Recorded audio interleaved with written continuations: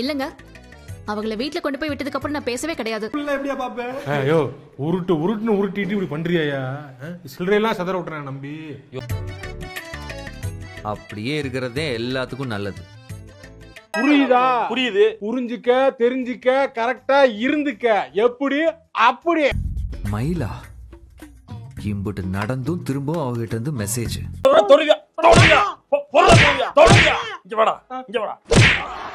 வேலை இருக்கு எனக்கு, நான் எல்லாத்தையும் எடுத்து அந்த வைக்கணும். வேலையெல்லாம் அப்புறம் பாத்துக்கலாம். இப்ப அவங்க எதுக்கு உனக்கு மெசேஜ் பண்ணிருக்காங்க? தெரியாது, விளையாட்டுத்தனமா இருந்து. வாங்க சமுதாய கூடம் வரைக்கும் ஒரு ரவுண்ட் போயிட்டு வரோம். வாயா வாயா. நான் கிட்ட வேலைய பத்தி கேட்டிருந்தேன்ல, அது மட்டும் ஏதாவது பண்ண முடியுமா? என்னங்க ஒரு தாயா புள்ளையா பழகிட்டு டபால்னு வந்து முதல் குத்துன மாதிரி செஞ்சுட்டு போயிடுறாங்க வாழ்க்கையில நம்ம. அது எனக்கு தெரியாதுங்க.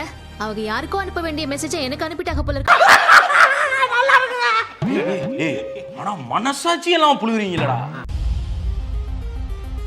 அதே மீனானு தெளிவா உன் பேரை சொல்லிருக்காங்களே. அத்தாடி நல்ல நான் மட்டும் மாட்டிக்கிட்டேன்னு இன்னைக்கு யாராவது வந்து சிக்க மாட்டாங்களே.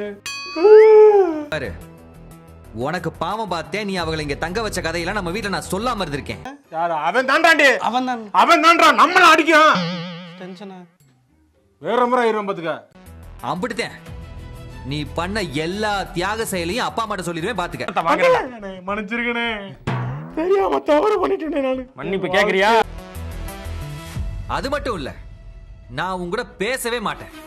ஓகே, நீங்க பேச விருப்பம் இல்ல, தயவு செய்து. அடே எங்க கிட்ட பேசாம மட்டும் போகாதீங்கன்னு. ராஜேஸ்வரி இருக்கிற மாதிரி வராதே. அதே நம்ம உண்மைதான். இடையில் என்ன குடி படர்வாய்? முல்லை கொடியா அல்லது மல்லி கொடியா? போங்கள் மன்னா, நீங்கள் ஒரு குறும்புக்கார காளை.